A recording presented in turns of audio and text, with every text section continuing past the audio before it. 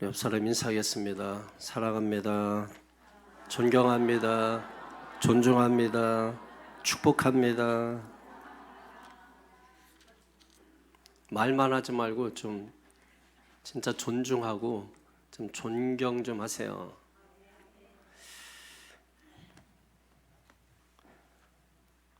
오늘 본문의 말씀을 통해서 새 포도주는 새 부대에 라는 제목의 말씀을 증거하겠습니다.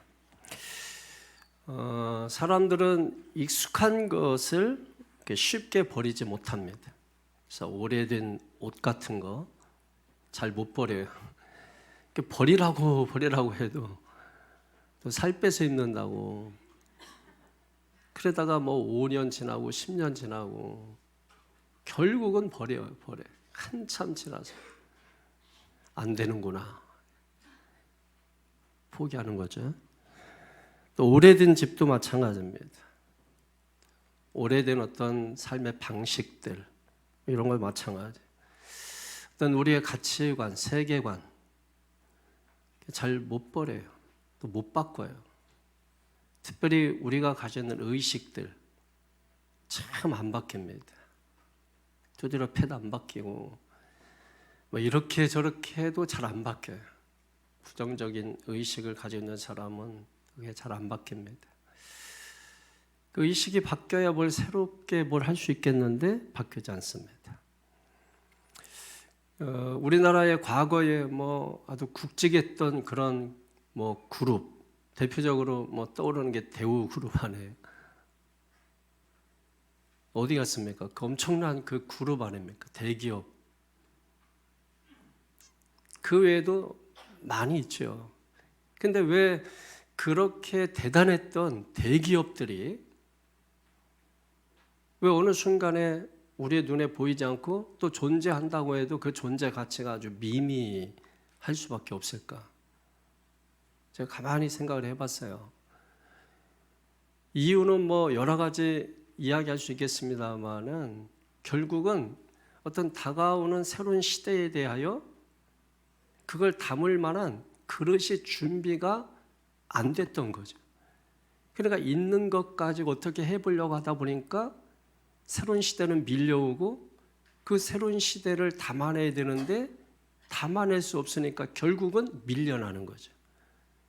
그래서 그 엄청나게 큰 대그룹임에도 불구하고 사라지고 존재 가치가 미미해지더라 이겁니다. 그래서 새로운 시대, 새로운 방식, 새로운 일을 시작할 때에는 반드시 그것을 담을 수 있는 새로운 마음과 새로운 틀이 필요하다는 것입니다. 그걸 바꾸지 않으면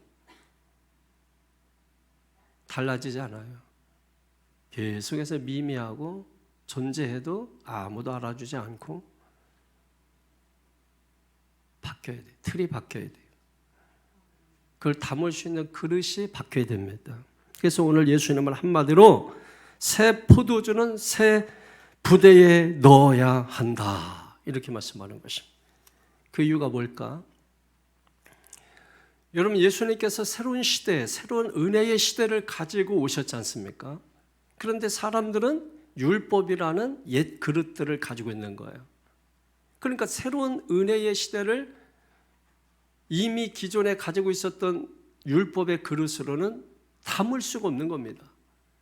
그걸 담기 위해서는 옛 그릇을 버려야 되는데 그거 버리면 죽는 줄 알고 그 틀을 깨면 죽는 줄 알고 그 틀을 붙잡고 아웅다웅하고 아귀다툼하고 여러분 그렇게 하고 있으니까 아무리 좋은 걸 주어도 그걸 담지 못하더라 이겁니다.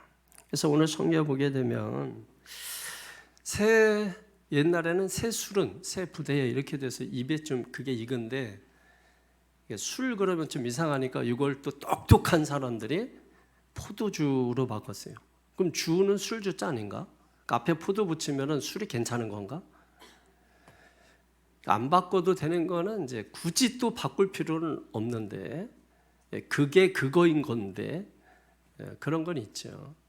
새 술은 새 부대에. 자, 그러면 오늘 어떻게 할 때 우리가 새 술은 새 부대에, 새 포도주는 새 부대에 담을 수 있고 그걸 담아냈을 때 우리에게 주는 유익은 도대체 무엇인가 하는 것을 오늘 말씀을 통해서 여러분 깨닫게 되기를 바라겠습니다.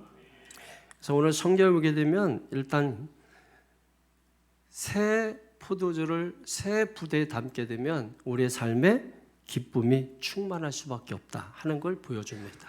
오늘 성경 27절 한번 보세요. 시작. 그 후에 예수께서 나가사 레위라 하는 세리가 세관에 앉아 있는 것을 보시고 나를 따르라 하시니 아멘. 누가 나옵니까? 레위라는 사람이 나옵니다. 이 사람이 예수님을 만났다는 거예요. 근데 이 레위가 직업이 뭐죠? 세리입니다. 당시 이제 세리라는 이 직업은 특별히 친로마적인 성향을 가진 사람들을 세리로 뽑습니다. 여러분, 로마 시대가 당시 팔레스틴 지역을 정복하고 있었고 식민지화하고 있을 때입니다. 그래서 세리는 로마가 세금을 걷어들이라 명령을 내리면 팔레스틴 지역에서 세금을 걷어서 로마 정부에 올려드리는 그 역할을 한 사람이죠. 그런데 예를 들면 로마 정부에서 10개를 올려라 그러면 세리들은 20개를 걷어들인다는 거예요. 그래서 10개는 로마 정부에 올리고 나머지 10개는 자기가 착복을 하더라는 것입니다. 그래서 유대인들의 관점에서 세리들을 바라볼 때는 도둑놈이에요. 도둑놈, 저 도둑놈, 저 나쁜 놈. 한번 생각해 보세요. 그런 세리의 삶 어떻겠습니까? 그러니까 유대인들은 세리도 죄인에 포함을 시키는 겁니다. 그럼 죄인은 유대인들과 죄인과는 전혀 상종을 하지 않죠. 그러니까 유대인들의 관습이에요. 그러니까 아무리 세리가 직급이 있고 뭐 높은 자리에 있다 할지라도 가까이 하지 않는 거예요. 상종하지 않는 거예요. 여러분 죄인들은 개 취급을 했거든요. 그러니까 개와 겸상을 하지 않잖아요. 그러니까 상대하지 않는 겁니다.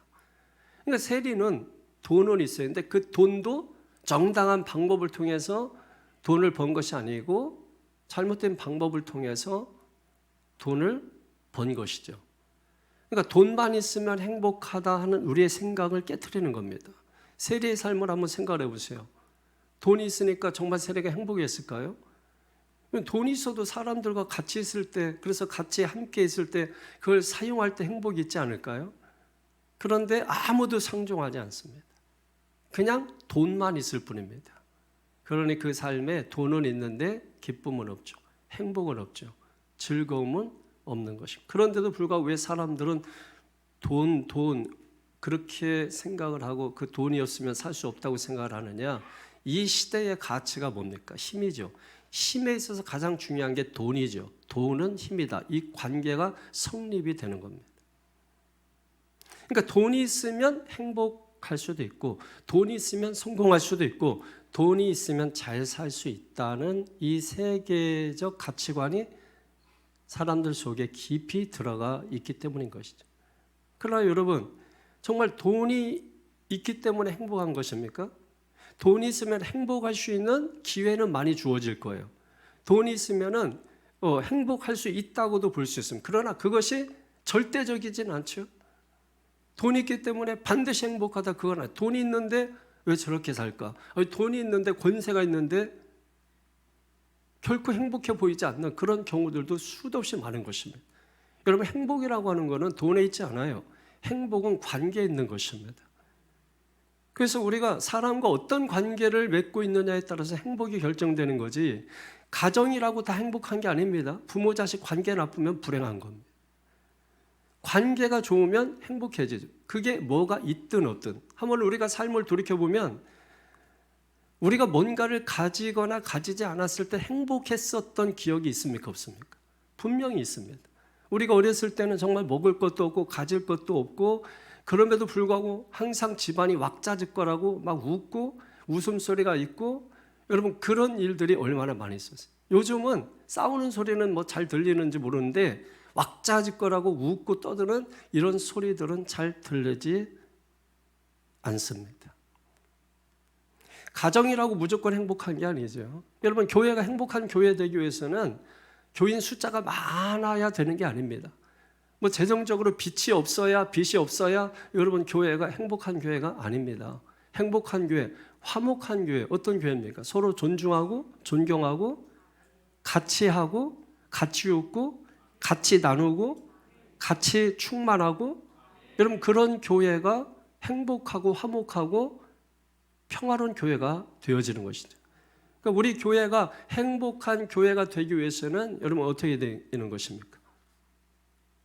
같이 기뻐하고 같이 행복하고 같이 나누고 함께 하는 것이 중요한 것입니다. 그럴 때 비로소 교회도 행복할 수 있고 가정도 행복할 수 있고 그래서 관계가 더 중요하다 하는 것을 우리가 볼 수가 있는 것입니다. 그런데 오늘 이 레위 직업은 세리입니다. 그러니까 돈도 많이 벌고 좋겠다. 그런 생각을 가질 수 있어요. 그러나 그렇다고 해서 그 사람이 행복해 보이지는 않습니다.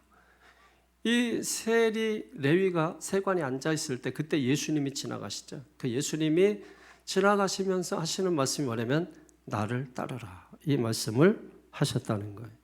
이게 무슨 말씀일까요? 그랬더니 그 말을 듣자마자 세리 레위가 예수님을 따랐다는 겁니다. 이 도대체 무슨 말입니까? 뜬금없이. 좀 전에도 말씀드렸다시피 세리 유대인들의 관점에서 죄인이죠. 죄인은 개 취급하는 것입니다. 개는 아무리 우리가 이뻐해도 겸상하지는 않잖아요. 개하고는 겸상하지 않는 겁니다. 그러니까 유대인들이 개 취급할지언정 사람 취급은 하지 않는 겁니다.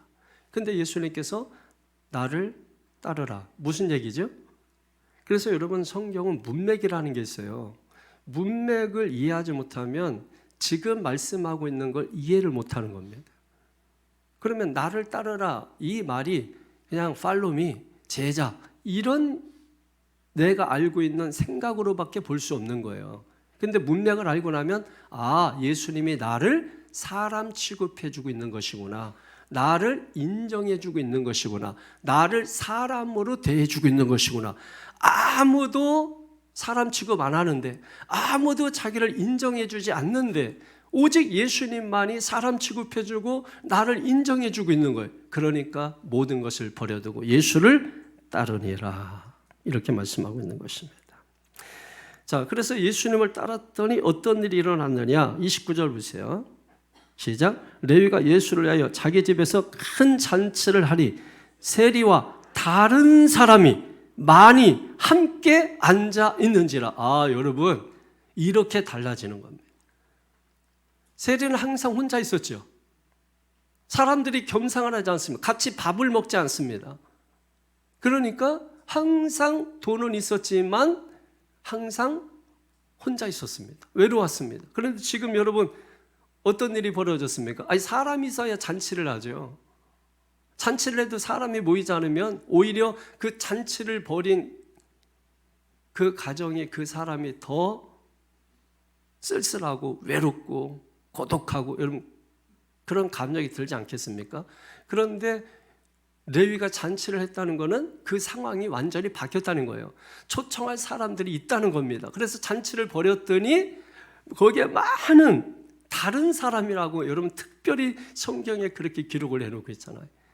세리밖에 없었는데 다른 사람이라는 건 없었는데 다른 사람, 그것도 많은 사람이 함께 있다고 말씀하고 있는 것입니다.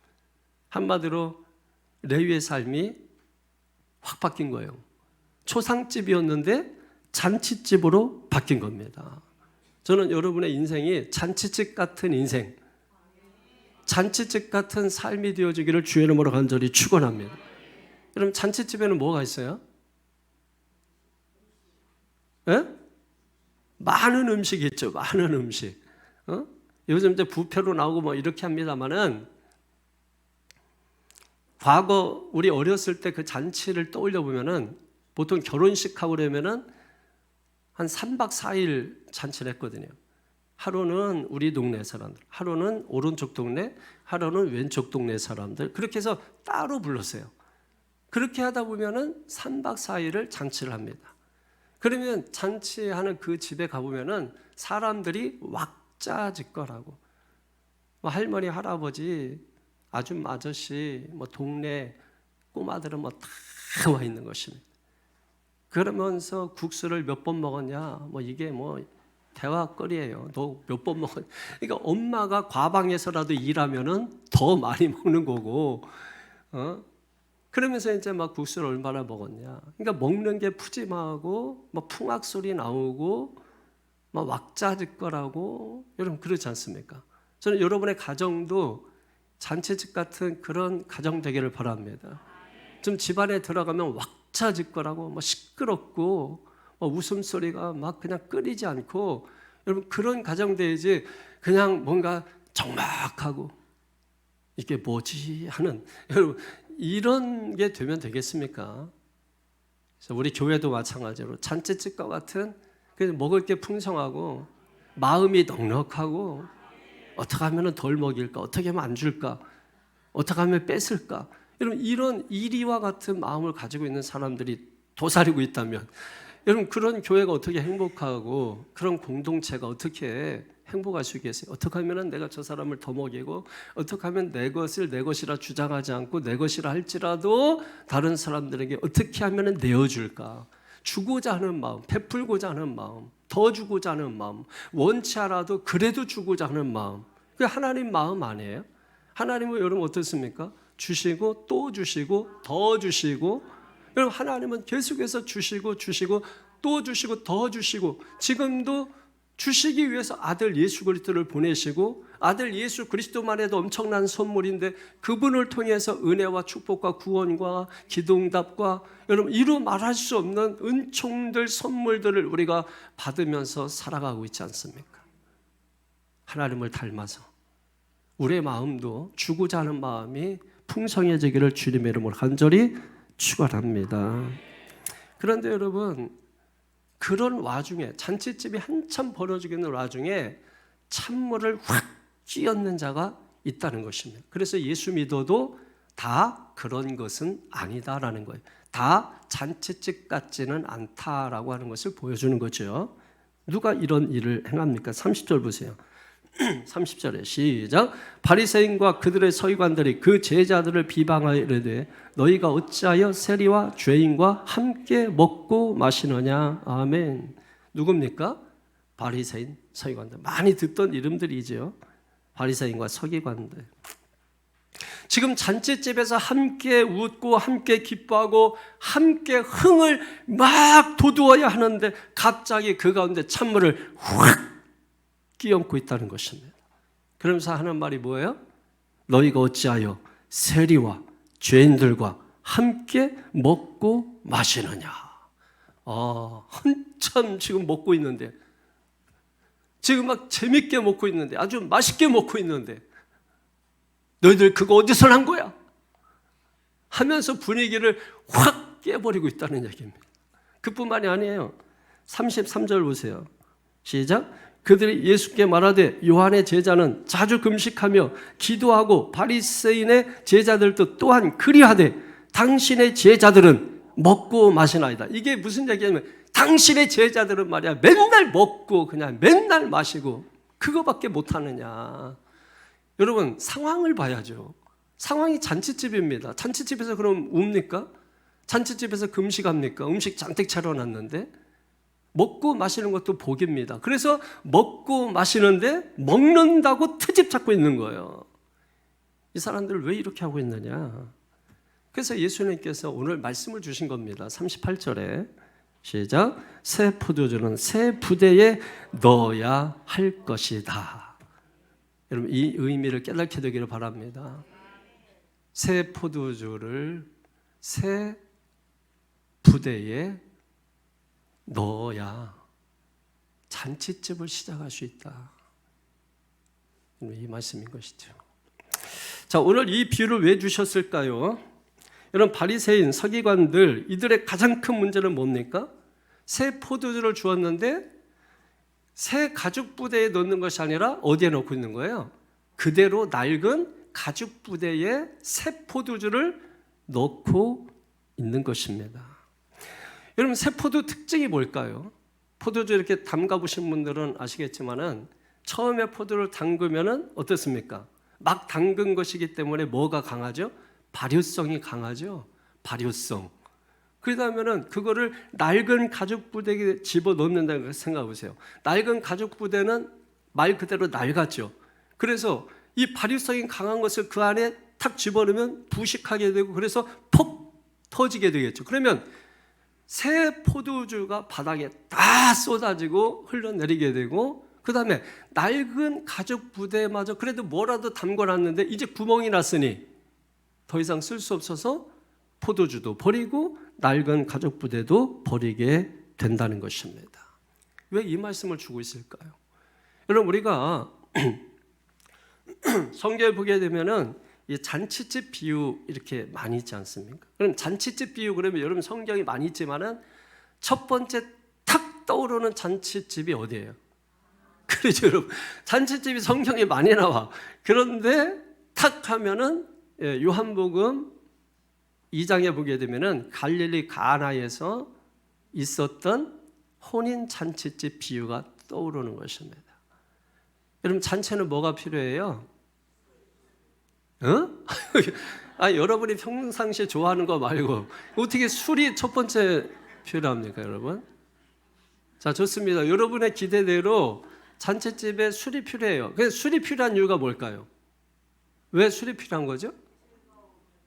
즐겁게 하기 위하여, 흥을 돋구기 위해서. 왜 그러냐면 유대인들의 결혼식은 보통 일주일을 합니다. 자, 이렇게 좋은 것도 일주일을 여러분 한다는 게 이게 보통 어려운 게 아니죠.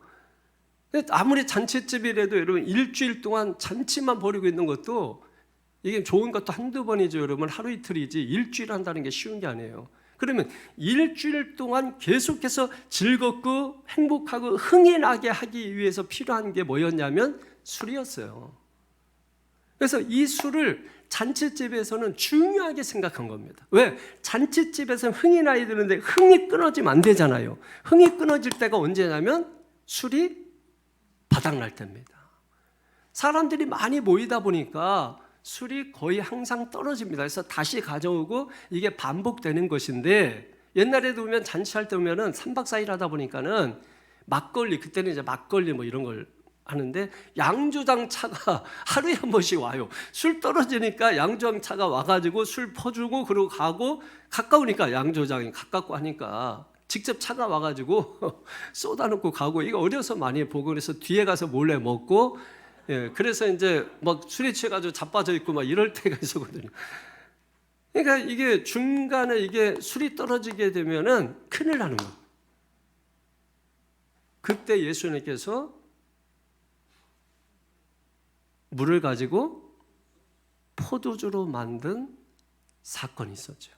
그래서 거기에 모였던 사람들이 계속해서 기뻐하고 즐거워하고 흥이 끊어지지 않는 그런 잔치를 벌일 수 있었다. 그래서 갈릴리 가나 혼인 잔치에서 이 물을 포도주로 만든 사건, 이것을 기록하고 있는 것입니다. 그러니까 여러분 한번 생각을 우리가 깊이 하셔야 돼요. 우리가 교회에 와도 기쁨이 없고 흥이 나지 않고 뭔가 감흥이 없고 행복하지 않고 삶이 밋밋하고 텁텁하고 여러분 그렇다면은 교회에 와서 우리가 물만 먹고 가는 건 아닌가? 교회에 와서 여러분 우리가 물로 포도주를 만들었잖아요. 그러면 우리가 포도주를 마셔야, 그렇다고 여러분 이걸 오해하지 말고 들으세요. 말에는 말 뜻이 있는 거예요. 말에 의도가 있는 거야.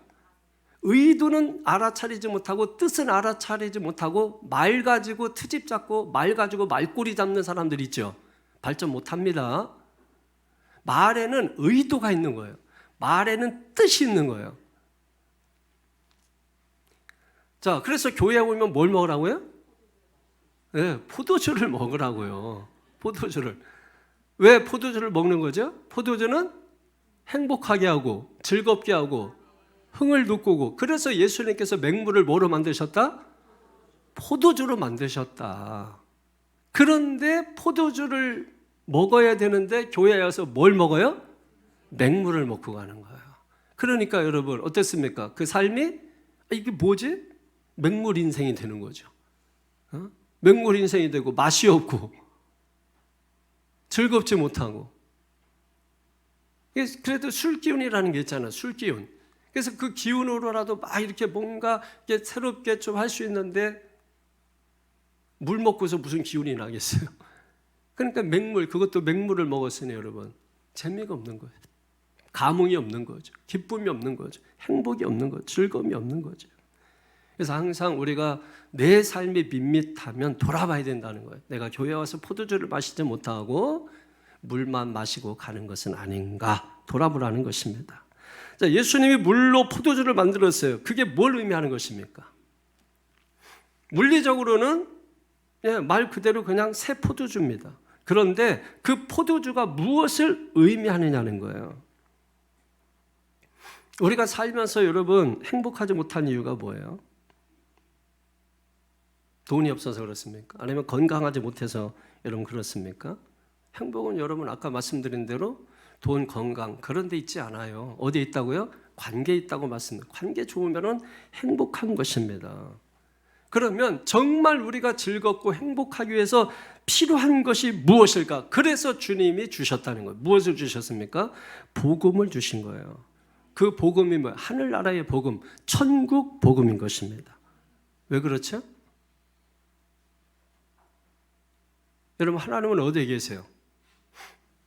하나님 어디에 계시죠? 저 천국에 계신가요? 하나님 어디 계세요? 정확히 말씀하셔야 돼. 하나님 어디 계세요? 저기만 계신가요? 저기도 계시고 하나님은 지금 여기에도 계시고 여기에 계실 뿐만 아니라 어디에도 계세요? 내 안에도 계시고 우리 가운데도 계시는 것이죠. 그러므로 주님 말씀하셔요. 천국은 여기 있다 저기 있다 하지 마라. 천국은 너희 안에 있느니라. 다시 말해서 천국은 지금 여기에 있으니까 우리 함께 시작해보자 하고 이게 복음이라고 하면서 오늘 성경은 이 말씀을 주고 있는 것입니다.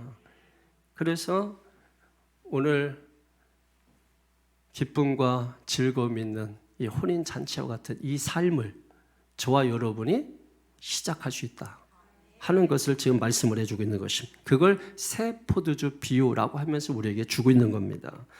자, 그런데 교회 나와도 뭐가 없다? 기쁨이 없다. 즐거움이 없다. 그 이유는 뭐라고요? 물만 먹고 가지요. 물만 먹고 가서 그렇다. 그러므로 교회 나왔으면 뭐가 있어야 된다? 새 포도주를 마셔야 된다. 그렇지 않으면 교회 나와도 변화가 없고 즐거움이 없고 기쁨도 없다는 것입니다. 그래서 오늘 주님께서 이걸 새롭게 막 풀어주는 거예요. 그러면서 새 포도주라고 이렇게 주시면서 이게 복음이야 하면서 주는 것입니다. 그러면 이 새 포도주 어디에 담아야 합니까? 새 부대에 담아야 한다. 새 포도주, 이 복음을 주님이 우리에게 주시는 거예요. 이것은 다른 말로 말하면 은혜의 새로운 시대라고도 말할 수 있는 거예요. 지금 새로운 시대가 우리에게 막 오고 있는 겁니다. 그런데 우리가 옛 관습, 옛 습관, 옛 사고방식, 옛날 의식들 이런 것들을 가지고 새로 오는 것을 막 담아내려고 합니다. 그러면 담을 수 있을까요? 담을 수 없을까요? 담을 수 없습니다. 그러니까 주어도 먹지 못하는 겁니다. 그래서 주님이 말씀하는 거예요. 내가 새 포도를 줄 텐데 새 포도주는 새 부대에 담아야 한단다. 이렇게 말씀하는 것이죠. 근데 바리새인들, 서기관들 지금 이걸 어디에 담고 있다고요? 낡은 가죽 부대에 담고 있는 겁니다. 그 낡은 가죽 부대가 의미하는 게 뭘까요? 외식입니다. 외식. 여러분 외식이 뭐예요? 유대인들의 대표적인 양대 학파가 있어요. 샴바이 학파하고 힐렐 학파가 있습니다. 이 힐렐 학파는 샴바이 학파와는 좀 다르게 온건파예요. 신앙생활을 해도 좀 이렇게 좀 온건하게 이렇게 하고자 하는 그런 사람들이 이끄는 학파를 힐렐 학파라고 합니다. 근데 이 샴마이 학파는 그렇잖아요. 왜냐하면 문자주의에 아주 가깝고 원리주의에 아주 가까운 거예요. 아주 강경파입니다. 그러니까 예를 들면은 이 성경을 해석할 때 성경을 문자 그대로 해석하는 것입니다. 성경을 문자 그대로 해석하는 거예요. 여러분, 우리가 지금 가지고 있는 이 성경은 뭐예요? 원본이 아닙니다. 이거는 뭐예요? 번역본이에요. 번역본도 이러면 이 사본이라는 것을 번역한 것을 가지고 있는 것이거든요. 그러니까 여러분, 원래는 히브리어로 되어 있잖아요. 히브리어로. 근데 이 성경 히브리어는 유대인들도 잘 몰라요. 고대 히브리어 같은 경우는.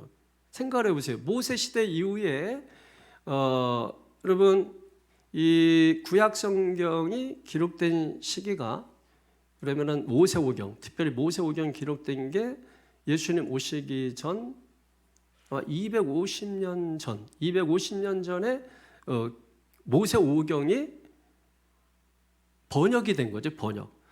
고대 히브리어로 돼 있던 것을 헬라어로 번역을 한 겁니다. 헬라어로. 그러니까 여러분, 이 번역이기 때문에 원본하고 최대한 가깝게 이 번역을 하려고 노력은 했죠. 그래서 각 지파에서 6명씩 72명이 학자들, 이건 엄청난 거예요, 여러분. 이 성경의 엄청난 축복이에요. 그런데 그때 당시에 사람들이 무슨 말을 쓰고 있었냐면, 생각해 보세요. 모세 시대 이후에 이들이 포로기를 거쳐서 지금 예수님 시대까지 올 때까지는 이게 엄청난 그 1000년이 넘는 이런 기간이 있는데, 여러분, 우리나라 훈민정음 몇백 년 됐습니까?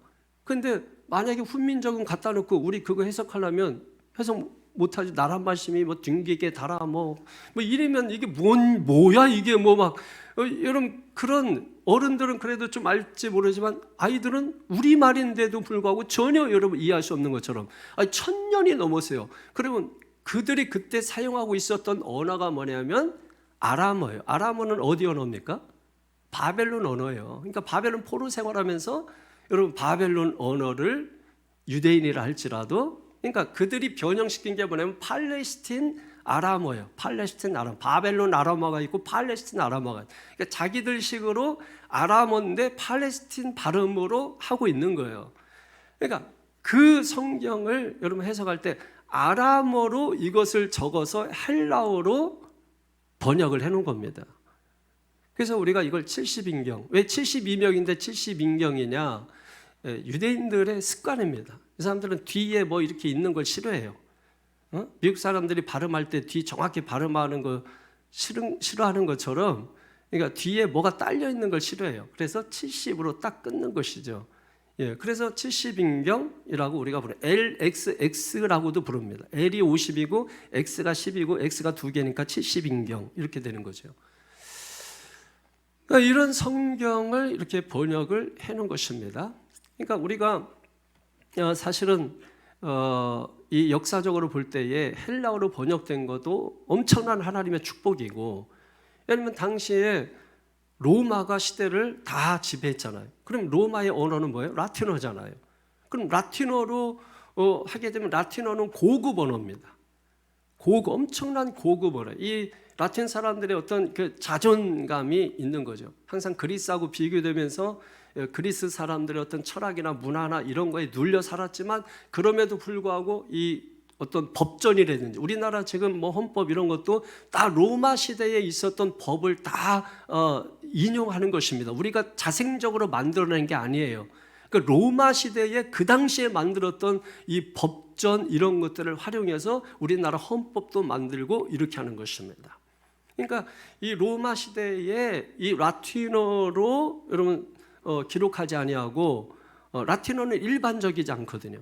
근데 보통 서민들도 사용했던 이 그리스어도 고급 언어가 있고 저급 언어가 있는데, 중상층들이 사용하는 그 헬라어 언어로 여러분 이 성경이 번역된 것은 엄청난 축복이에요. 그러니까 당시 1세기 기독교인들은 누구나 아는 언어를 가지고 말씀을 가르치고 지도할 수 있었던 거예요.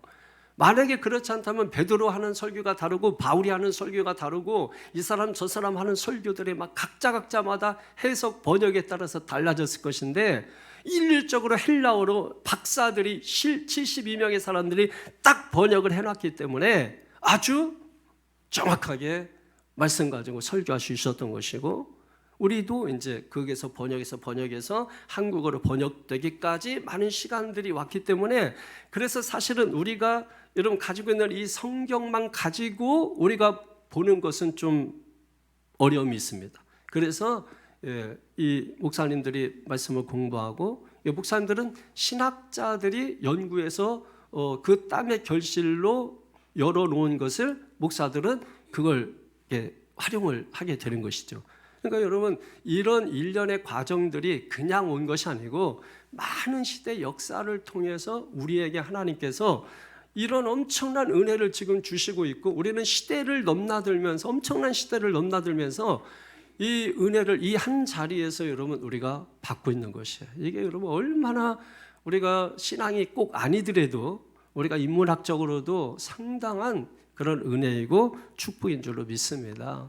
이제 그런 관점에서 이 샴바이 악파는 이 성경을 문자 그대로 원리주의에 입각해서, 문자주의에 입각해서 이렇게 가르쳤던 학파를 샴바이 학파라 그래요. 자, 이 샴바이 학파가 그러면은 우리에게는 없느냐라고 하는 것이에요. 자, 우리 어렸을 때 주일 성수 엄청 대단하게 배웠습니다. 그래서 뭐 맨날 듣는 게 주일 성수 11조 이거였어요. 그럼 주일 성수 그래서 어떻게 하라고 가르치냐면 한 가지입니다. 주일에 뭐 사 먹지 마라. 그래서 여러분 주일날 뭐 사 먹지 않으려고 상당히 애썼어요. 교회 앞에 가게가 있었어요. 가게가 그것도 뭐 큰 것도 아니고, 그러니까 유리창으로 몇 개 보이는 뭐 이런 건데, 그거 뭐 사 먹고 싶은 마음이 굴뚝 같았지만은 주일입니다. 사 먹으면 안 돼요. 그래서 그거를 안 사 먹었어요. 안 사 먹고 난 이후에 내가 느끼는 감정은 뭐냐면 나는 거룩한 사람이야. 이걸 느끼는 것입니다. 자, 그러면 여러분에게 한번 물어볼게요. 지금 우리 청년들 예배 마치고 나면 이디야도 아니고 요 가까운 데 가가지고서 이제 여러분이 커피를 이렇게 사 먹는단 말이에요. 커피를 사 먹어. 가까운 데서 이렇게 커피를 사 먹고, 그리고 청년들 그 커피를 마시고 주일입니다. 양심의 가책을 느끼는 청년들이 있으면 손 들어보세요. 없으시죠? 없습니다. 요즘은 이 힐렐 학파가 이렇게 주장을 하기 때문에 그런 것이죠. 온건파죠, 온건파. 그러니까 지금은 아무런 그런 뭘 사 먹어도 양심의 가책을 느끼지 않습니다. 그런데 어려서는 많이 느꼈단 말이에요. 그럼 한번 여러분 또 물어보겠습니다. 만약에 주일에 뭘 사 먹으면 주일 성수 한 겁니까? 안 한 겁니까?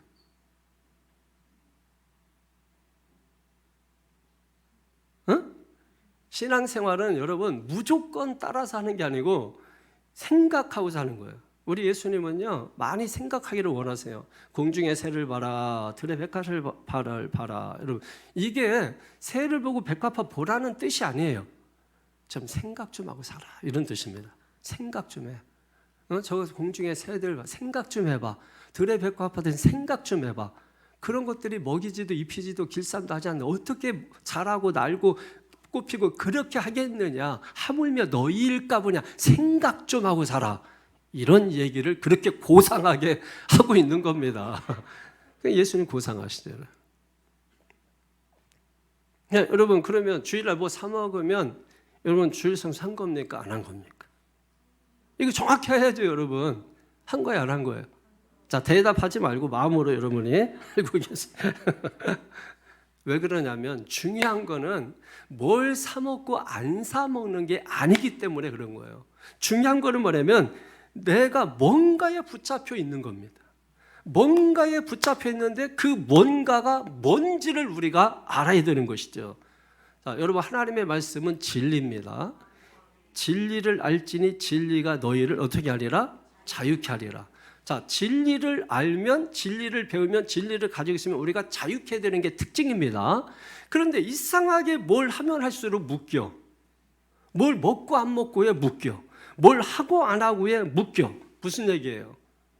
진리는, 즉 알맹이는 온데간데 없고 껍데기만 남은 거죠. 그러니까 우리가 붙잡혀 있는 게 뭐냐면 알맹이가 아니라 뭐에 붙잡혀 있어요? 껍데기에 붙잡혀서 신앙생활하고 있는 사람들이 너무나 많다는 거예요. 그걸 우리가 종교적인 신앙생활이라고 하는 거예요. 그걸 성경은 외식이라고 말하는 것입니다. 이걸 누가 가르치느냐? 샴마이 학파에서 이것을 가르쳤다는 것입니다. 자, 오늘 바리새인들 그 영향을 받은 거죠. 서기관들 바로 그 영향을 받은 겁니다. 거기에 붙잡혀 있는 겁니다. 그러니까 죄인들, 즉 세리 뭐 이런 사람들, 이방인들 다 죄인입니다. 그러니까 이방인, 세리 이 사람들과 겸상합니까? 안 합니까? 안 합니다. 왜? 나는 거룩하다. 안 사 먹었으니까 나는 거룩하다. 다 이렇게 하고 있는 겁니다. 그런데 이게 과연 성경에 있습니까? 이게 성경 말씀입니까? 성경에 그런 게 없습니다. 그러면 왜 이 사람들 이렇게 하고 있는 거죠?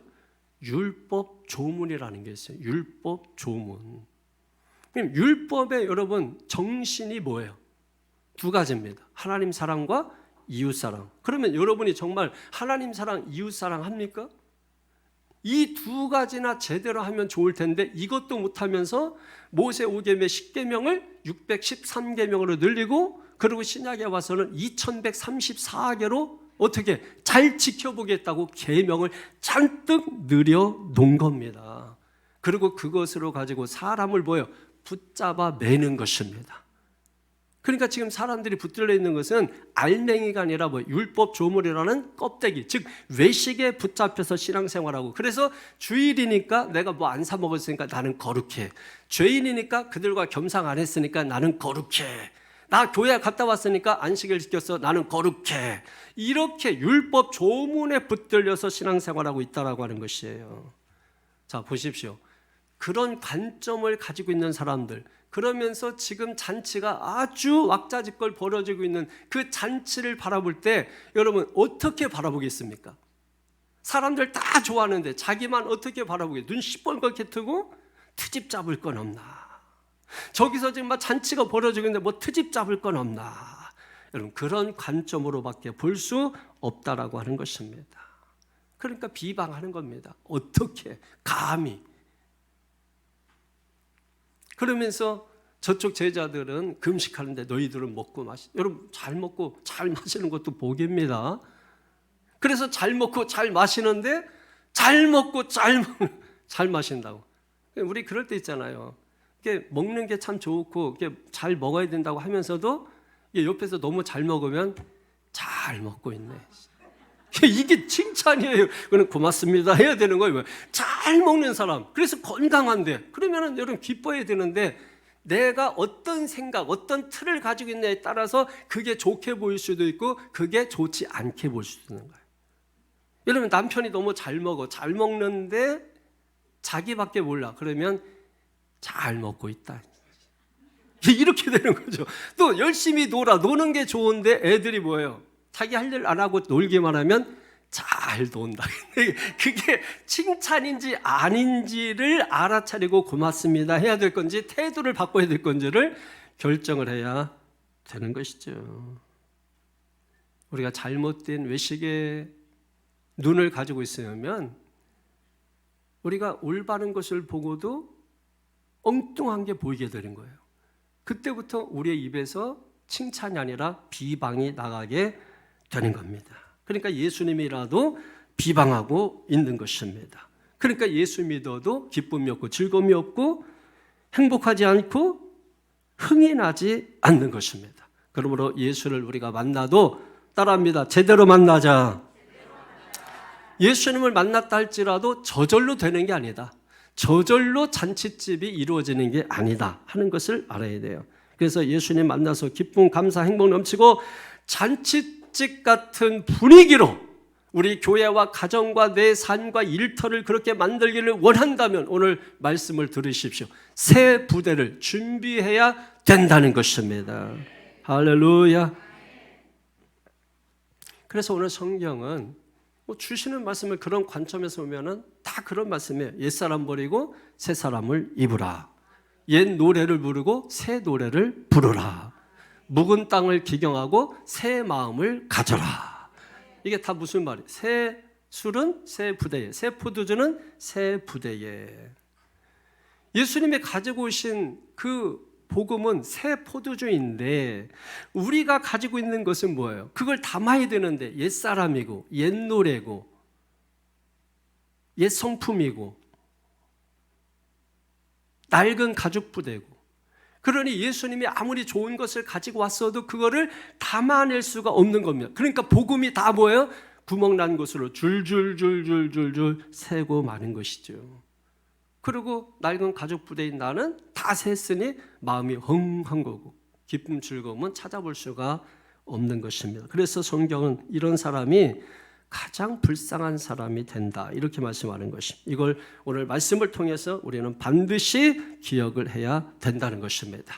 사랑하는 성도 여러분, 우리는 행복할 의무가 있고 행복할 권리가 있습니다. 왜냐하면 우리는 이미 예수님을 만난 사람들이기 때문에 그렇습니다.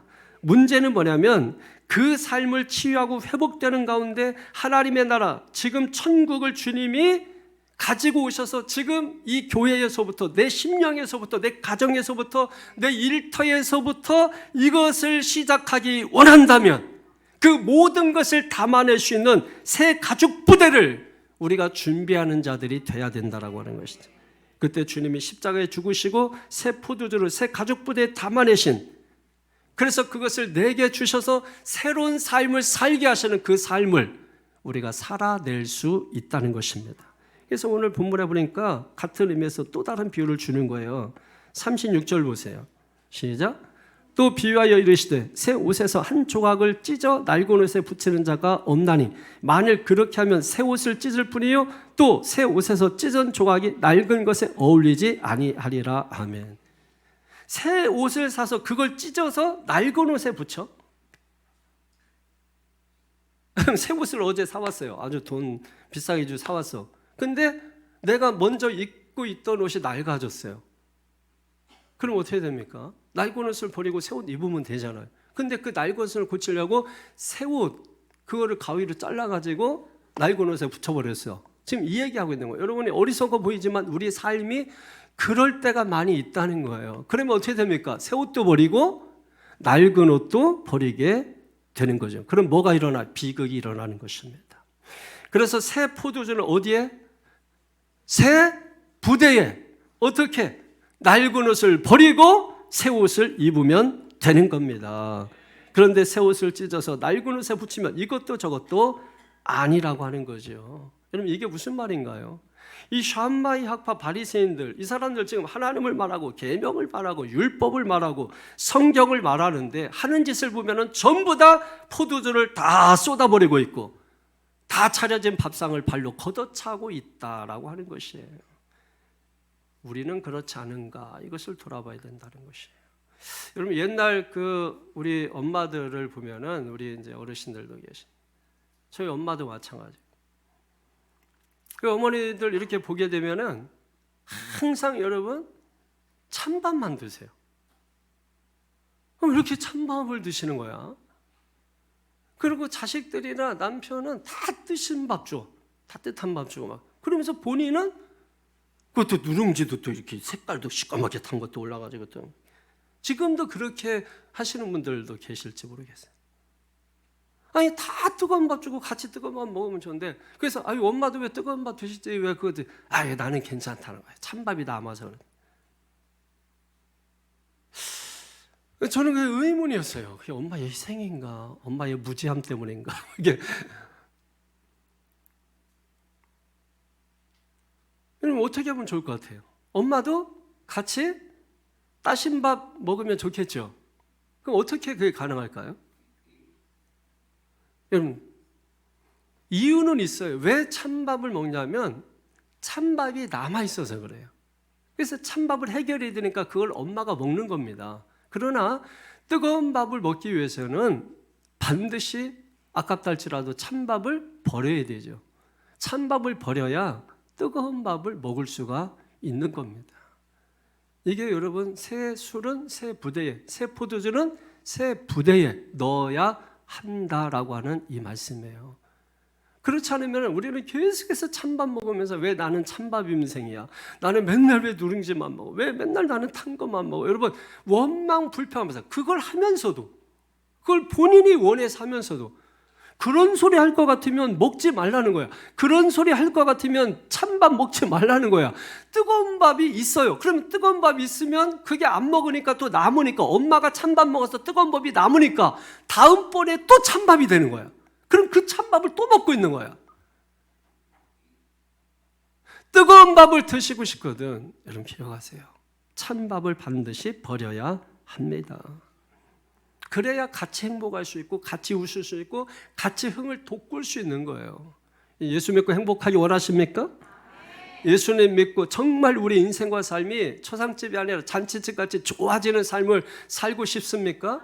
그럼 오늘 말씀은 내가 어떻게 이렇게 하라 저렇게 하라 이렇게 하기 전에 이 말씀을 들으면서 우리가 어떻게 해야 되는가를 여러분이 스스로 깨달아지게 되기를 주의 이름으로 축원합니다.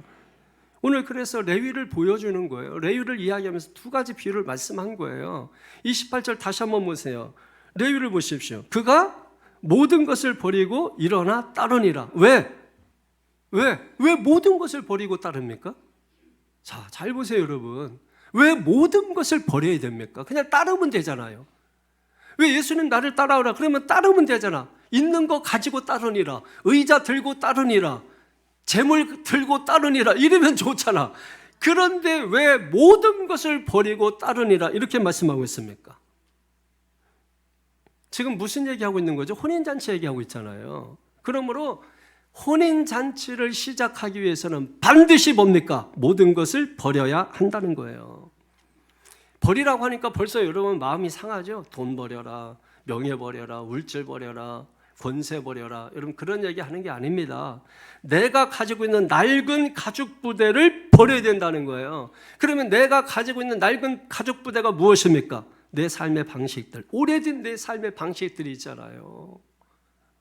새로운 시대가 왔는데 그 새로운 시대에 맞게 내 삶의 방식들도 새 옷을 입어야 되는데 여전히 우리는 낡은 옷 붙들고 있으면서 낡은 방식을 고집하면서 이것이 옛것이 오래된 것이 좋은 것이요 이러면서 여러분 계속해서 그 자리에 앉아 있다면 이 사람은 새로운 게 와도 좋은 게 와도 절대로 이 사람은 새로 시작할 수 없다라고 하는 것입니다.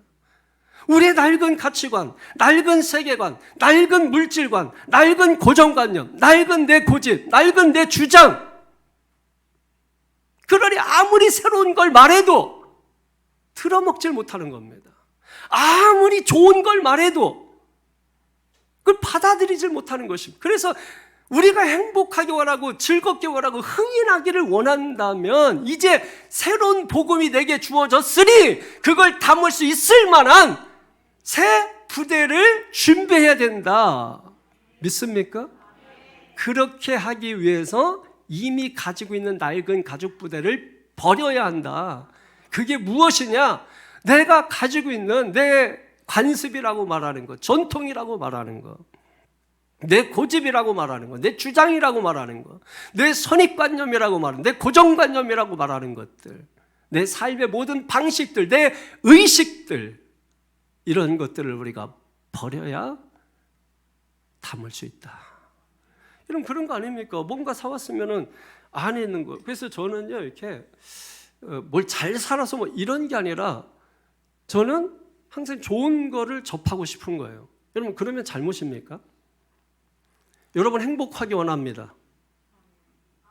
여러분 행복하기 원합니다. 저도 행복하기 원합니다. 여러분 잘 되기 원합니다.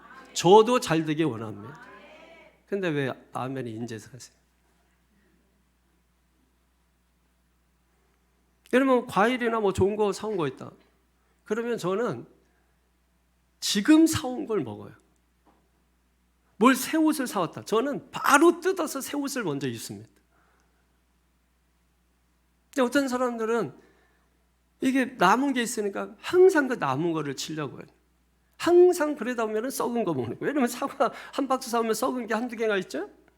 한 번에 다 먹을 수는 없잖아요. 그러니까 뭐부터 먹어요? 썩은 거부터 골라서 먹는 거예요. 뭘 해도 항상 썩은 거부터 골라서. 그럼 다음날 일어나면 또 썩어 있어. 그럼 썩은 거 빨리 먹어야지. 자꾸 썩은 거. 처음부터 끝까지 그 사람은 썩은 것만 먹어요. 새 것을 먹기 위해서는 낡은 거 버려야 합니다. 썩었으면 과감히 버려야 돼. 다 버리기 뭐하면은 칼로 반 뚝 잘라서 버리면 돼요. 근데 우리는 여전히 고집하는 거예요. 왜? 오래됐으니까, 전통이니까, 관습이니까, 난 그렇게 살아왔으니까, 내가 생긴 게 그러니까 이러면서 그거를 바꾸지 않는 겁니다. 그러면 아무리 좋은 걸 줘도, 아무리 밥상을 차려줘도 아무 소용이 없더라는 것이에요. 저는 교회가 정말 행복한 교회가 되면 좋겠어요. 행복하다라는 이 개념이 질서도 없고 무질서하고 자기 맘대로 하고 자기 뜻대로 하고 이것을 얘기하는 게 아닙니다. 뭔가 좀 흐드러지게 웃고 뭔가 호탕하게 웃고 정말 웃음소리가 이 성전 벽을 뚫고 나가서 지나가는 사람들로 하여금 야, 저기는 뭐 좋은 일이 있어서 저렇게 웃고 살까 할 만큼 여러분 그렇게 여러분들이 복된 인생 되기를 축원합니다. 자녀들도 여러분 인상 쓰고 다니고 막 그런 자녀들이 아니라 집에 들어올 때 자녀들만 봐도 그냥 할렐루야가 절로 나오고 정말 기쁨이 충만하고 은혜가 충만하고 여러분 그런 자녀들 보게 되기를 축원합니다. 또 그 자녀들은 그런 부모 보게 되기를 축원합니다. 그래서 정말 뭔가 흐드러지게 정말 시골의 잔치집 그 몇 박 며칠 열리듯 정말 그런 잔치와 같은 그런 삶, 늘 축제가 있는 삶, 뭔가 자꾸 붙잡혀서 매여서 야, 뭐 예를 들면 요즘은 노후에 매여 있어요. 너무 노후에 매여 가지고 지금 쓸 걸 못 쓰는 거야. 뭘 먹고 싶은 거 있으면 카드 있잖아. 그거로 이렇게 사서 하면 되지. 그리고 집에 돈도 없는 것도 아니야. 붙잡혀 가지고 지금 쓰면 죽어. 죽어요? 여러분 뭔가 붙잡혀서 그래요. 그 붙잡힌 게 뭡니까? 외식이에요, 외식. 그리고 본인은 뭐예요? 그거 했으니까 나 때문에 우리 집이 산 거야. 나 때문에 이 정도 된 거야. 이 거룩에 빠지고 있는 거예요. 본인들은 모르는 거예요. 그 낡은 의식 버리지 않으면 지금 주님이 가지고 오시는 은혜의 복음의 시대를 우리는 맛보지 못하고 그냥 온데간데 없이 사라져버리고 여전히 은혜의 시대 속에서 율법 시대를 살고 있는 거예요. 그러면서 나는 이거 했으니까, 나는 이거 안 했으니까 나는 거룩해. 나는 이거 안 했으니까 경건해. 경건이 그겁니까? 경건은 하나님을 닮는 게 경건이에요. 근데 하나님의 닮은 모습 어디에서 드러나느냐? 너와 나와의 인격적 관계 속에서 하나님의 그러함이 드러나는 겁니다. 근데 이걸 우리가 율법 조문과 같이 샴마이 학파에서 문자주의, 원리주의 가지고 강경하게 한다고. 그래서 그것이 여러분 하나님이 기뻐하고 내 삶이 잔치집같이 변화되는 그런 삶은 결코 될 수 없다라는 것이. 오늘 주님이 혼인 잔치집 이 비유를 말씀하시면서 그 마음 아닐까요? 너희들의 삶이 이렇게 되기를 원해. 너희의 가정이 이렇게 되기를 원해. 너희의 일터가 이렇게 되기를 원해.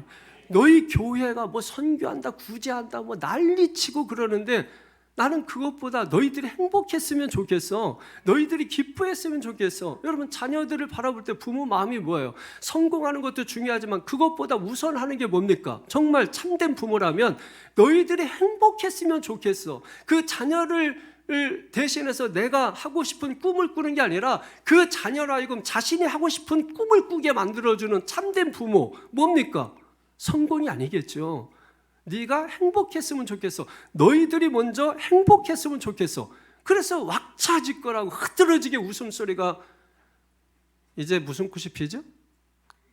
벚꽃이 만개하듯이, 진달래꽃이 만개하듯이 여러분의 얼굴에 그냥 웃음꽃이 만개하기를, 행복의 꽃이 만개하기를 주님의 이름으로 간절히 축원합니다. 잔치집에 모였으니 인상 쓰지 말고 우리 같이 웃으며 믿습니까? 그 일을 우리가 감당하는 사람이 되어야 한다라고 하는 것입니다. 이런 말씀을 정리하겠습니다. 예수님이 오늘 나를 따르라. 그래서 레위 사람 어떻게 합니까? 레위 어떻게 합니까? 모든 것을 버려두고. 왜? 이유는 아시겠죠? 그리고 예수님을 따랐습니다. 그것처럼 우리도 나를 따르라. 사람 대우해 주잖아요. 우리를 인정해 주시고 계시잖아요. 그 주님이 나를 따르라 할 때 레위처럼 그겁니다. 레위처럼 모든 것을 버려두고 걱정하지 마세요. 돈 버리라는 얘기 아니니까 걱정하지 말고 낡은 방식 버리시고 낡은 고집 버리시고 그거 여러분 붙든다고 잘 사는 거 아니에요. 오히려 그거 놓는 순간에 우리가 상상할 수 없는 축복이 흘러들어올 수 있습니다. 그래서 모든 것을 버려두고 예수를 따르니라. 어떻게? 새 포도주는 새 술에 넣어야 할지니라. 말씀 아니면 비법도 없고 방법도 없습니다. 그래서 예수님이 직접 말씀을 주시는 것입니다. 그러므로 오늘 복되기 위해 잔칫집 되기 위해 오늘도 말씀을 주시고 계시는 것입니다. 이 말씀 주실 때 우리 자신을 한번 돌아보면서 우리의 믿음을 굳게 세워나가길 바라고 우리가 그렇게 됨으로 가정은 물론 일터와 내 삶 그리고 특별히 우리 새창조 교회가 그런 잔치집 같은 그런 교회가 되기를 예수님의 이름으로 축원합니다. 기도하겠습니다. 거룩하신 아버지 하나님 감사합니다. 오늘 이 시간도 하나님께서 우리에게 귀하신 은혜와 말씀을 주시기 위하여 하늘 영광 보좌를 버리시고 낮고 낮은 이 땅에 내려오사 사람과 같이 되셔서 십자가에 달려 죽으시고 온갖 피와 불을 다 쏟으시고 우리에게 새 복음 즉 새 포도주를 허락해 주셨습니다. 그것을 우리가 담아내기 위하여 오늘 우리는 새 부대를 준비해야 된다.